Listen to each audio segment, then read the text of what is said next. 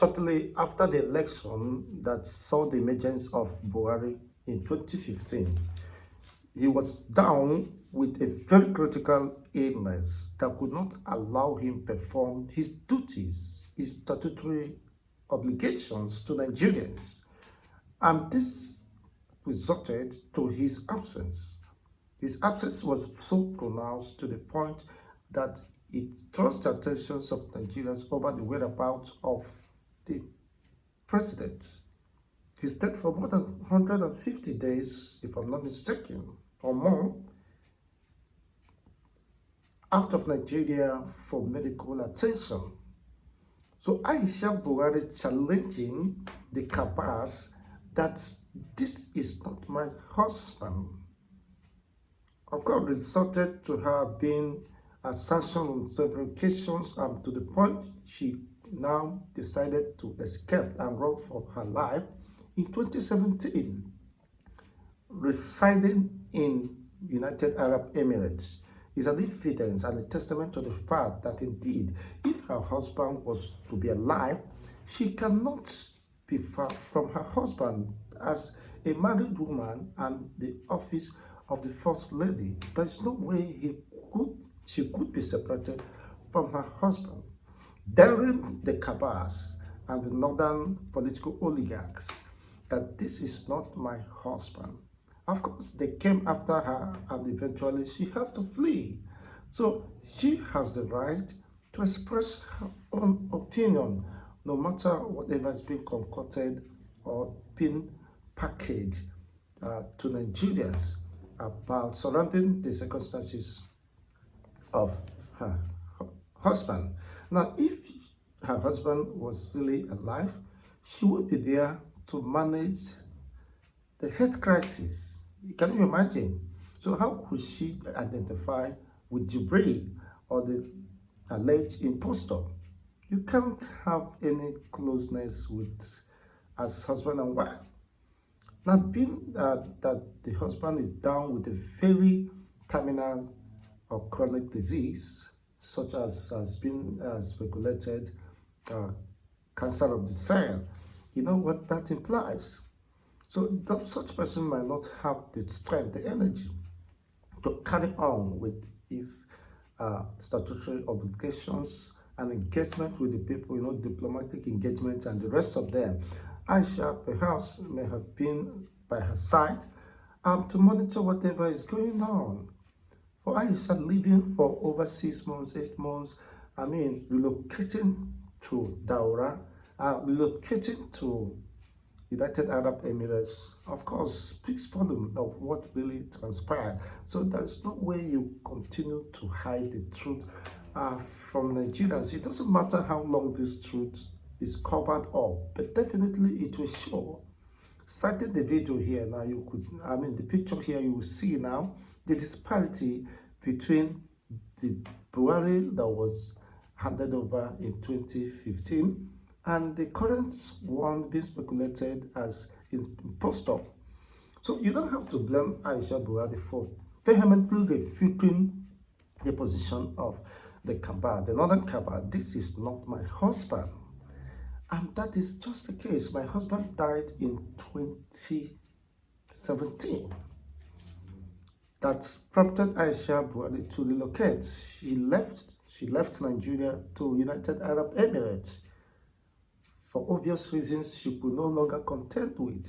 How could she be moving with an alien, a stranger? Of course, she does not know his or her whereabouts. My husband, I performed the lesser Hajj, of course, in honor of her, and some persons have argued, forget about all this ended to tell you, which of the Buhari really died, which part of Buhari really died in 13th of July, that is being officially published by his former presidential spokesperson, Garba Shehu.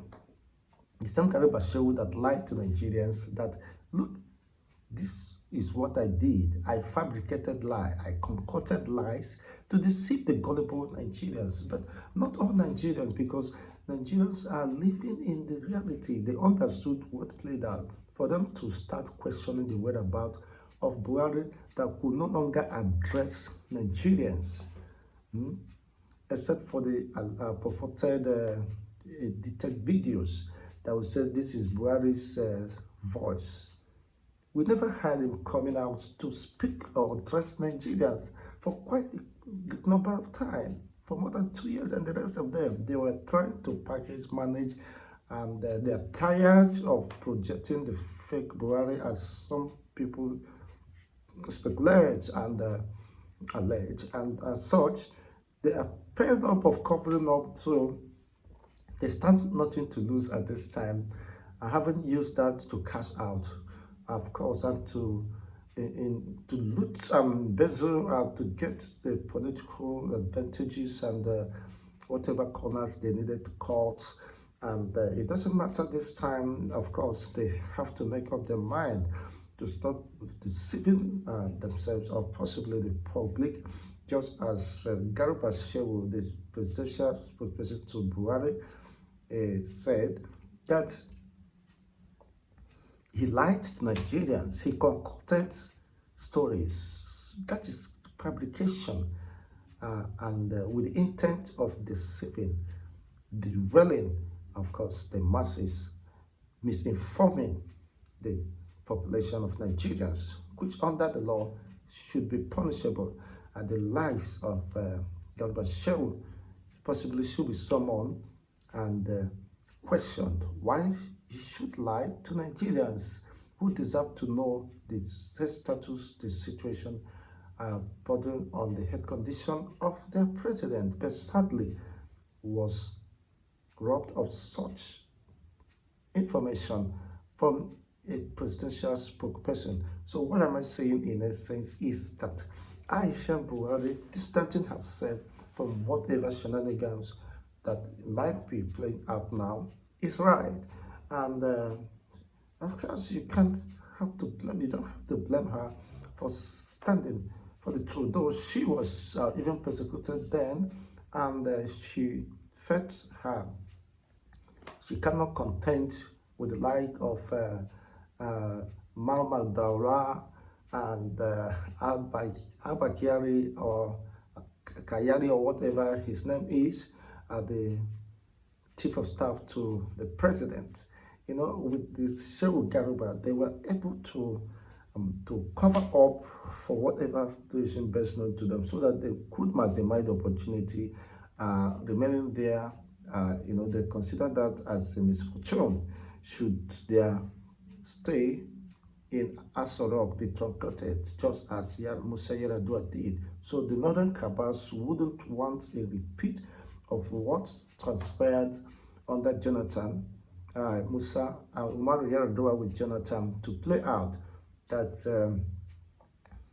Umar Yar'Adua just spent 2 years, barely 2 years in office, and all this katakata ahead Buhari, he could no longer manage the enormous tax that comes with such office and responsibility that comes with such lofty office, the office of the first citizen of the Federal Republic of Nigeria, and other diplomatic engagements, daily engagements with other international diplomats. So he now, they tried to hide it for about 6 to 7 months before it was busted out. People begin to ask questions. Where is the president? Where is Umar Yar'Adua? Not until Obasanjo, the likes of Obasanjo, just begin to speak up. The then Minister of Information under Jonathan, under the administration, Dora Akunyele, definitely have to open up. We can't continue to deceive Nigerians on the health condition or this development bordering on the health situation of their president. They deserve to know the whereabouts, and you know, the Northern Cabals was reluctant to relinquish power to the president, to the vice presidential, to the vice president Jonathan. You know, it was a tug of war And then, in fact, they never wanted or possibly want Jonathan out or is terminated by every means possible. But when that is failing, they possibly thought they could impeach Jonathan, but eventually it didn't work because the southern senators and the rest of them understood what was playing out, and the governors, and they decided to stand with Jonathan and demanded, calling for the doctrine of necessity, which eventually was invoked. And that is just the case, without any transmission of letter of transmission of power to the vice president. You can imagine, for more than 3 months to 4 months, and the rest of them history. It is quite a very disturbing development, honestly, most importantly in this part of the world, how we accept and tolerate certain development to the detriment of Nigerians. It is very, very horrible. It's indeed a very horrifying development, and it does not speak well of the Nigerian state. Is also being reported in the same era and season that the Queen Elizabeth wrote a letter of condolence to Nigerians, which eventually the Kabas have to rescind, asked her to rescind those letters, just as you can see displayed here. It is quite a very disturbing development, and very unfortunate, but that is where we are. 8 years down the line, they possibly may have considered, well, there's no point holding back. We should give Buhari the national honor he deserves, being that we have been able to achieve our aim and intention. We have lied or concocted lies to cover up. This is coming from the presidential spokesperson, Garba Shehu. He made this known to Nigerians prior to the admittance or official pronouncement of the death and demise of the president. So you don't have to blame anybody, of course, for reacting to that. What could have led him deceiving Nigerians or concocting lies? These are mere cheap propaganda, fabrications. Nigerians understood, because they are not too gullible for you to think you succeeded deceiving them. It is outrightly unacceptable. You didn't deceive Nigerians, but yourself instead, because Nigerians know there is no way a rat could invade the Aso Rock. Yes, they knew very much. So this is not a matter of you succeeded, you are smarter than Nigerians. No, but you are as dull as whatever you can think, because Nigeria understood what was playing out. And Mazi Nnamdi Kanu also called the attention of Nigerians to question who is there in Aso Rock. He called them Jubril, and eventually, after Jubril escaped with Abba Kyari, they needed to fit in another person, as he maintained that such person was marked. He mentioned his name from the jail, and the rest is history. He begs everyone who gets to challenge him, and he staked his life and the cause of Biafra for this very purpose. He said, prove me wrong, and I will drop the agitation of Biafra. I will drop everything about Biafra, and nobody within this space of 8 years could prove him wrong or challenge him or drag him to court for battery or assault on the president. It is very disturbing development, honestly. But coming now to tell us you lied to Nigerians, of course, out of the words of the President Buhari then have expressed that through her body language, when she could no longer, it's about the Abba Kyari, Garba Shehu, Mahmoud Daura, and the rest of them. They hijacked the government of Buhari, alleged deceased Buhari eventually, and now they're detecting, of course, the tune, what should happen eventually, fighting with Aisha Buhari. Well, they have to tell her, you can give us chance, don't speak anything concerning that, stay out of this until we perfect whatever we are perfecting, reach a certain agreements.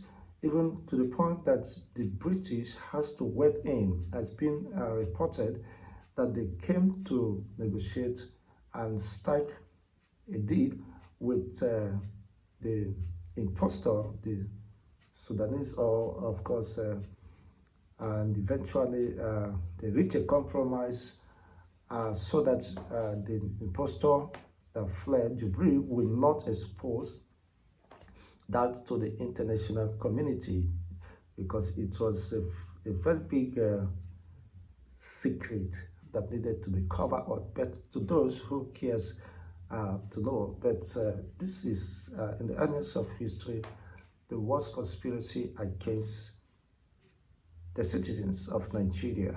But that being said, we understood that some political elites understood what was playing out, but needed to play, of course, along the line.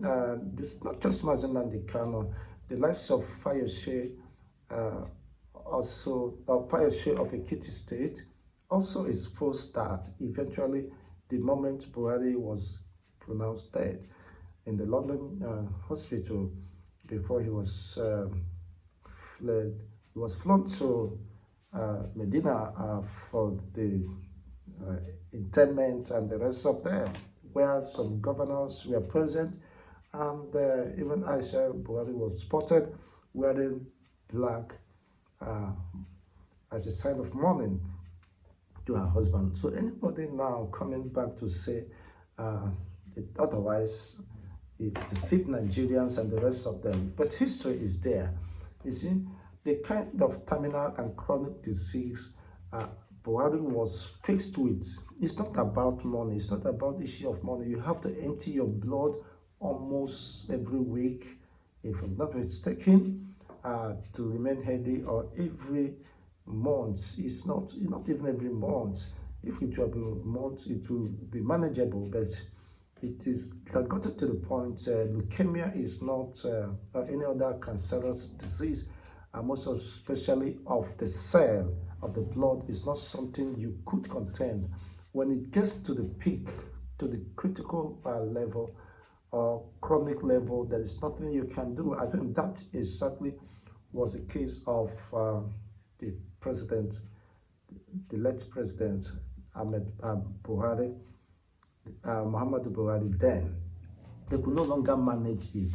The reason why he had to stay away for such a long time, perhaps giving them opportunity to perfect whatever they needed to perfect, reach and strike certain agreements to conceal that, and share the proceeds of the conspiracy and whatever be the case, and how to manage the situation so that people control this, let's be in charge and cooperate.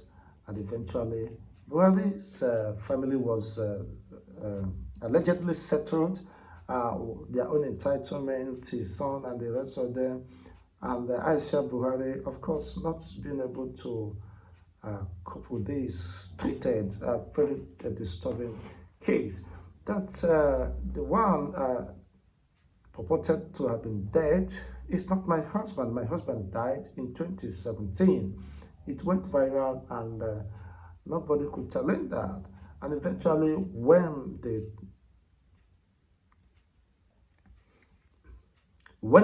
cabals came after her, if you don't keep quiet, we deal with you mercilessly, or possibly kindly go to Dubai and enjoy yourself. And she was paid off or given whatever she needed to do. Of course, being the first lady lacks nothing, everything at her disposal, and with due considerations and protecting her own right and interests. Eventually, everything went on the ground and was sealed up. Now that the president is officially pronounced dead, some said they did it to cover up so that they could not align with the position of Mazi Nnamdi Kanu. The reason why they need to cover it up for years, because Mazi Nnamdi Kanu challenged them. Come up, let's prove that wrong. Prove me wrong with what I have said, and I will drop the agitation for Biafra. So it was well managed or covered up. Not that the Nigerians don't know the truth, but the truth was, it was very clear, because with the state that Buhari was, there is nothing. It's just at the terminal level, at the terminal point of that disease, of that cancer. It's a cancerous case, and you know what that means. You don't need to fight to extend your life, but when it gets down on you, it doesn't matter the money or whatever. You see, the more you remove your blood, you empty your blood to feed, because it has eaten deep into the fabric of the cells, the tissues, the organs, and the rest of them. So there's no way you could maintain healthy living and face your, of course, daily challenges and constitutional obligations, and attending to diplomatic visitors and other sundry matters that needed to be at your table every morning. It is a very disturbing case. So there's no way anybody in such critical terminal case can survive it. So how managed, have they been able to survive? I mean, manage that, and Buhari eventually never goes to attend to hospitals. He becomes more fresher, more younger, more, average in height and the rest of them. You see, there was a total change of positions, status, and the rest of them, becoming more fresher, somebody who already is at this critical or terminal stage. Let's get to know your own take, and of course, react to this development. But the truth is finally out, and we also will make reference to history, which cannot be avoided. Thanks for watching. Don't forget to like, share, and subscribe to this channel for more political updates.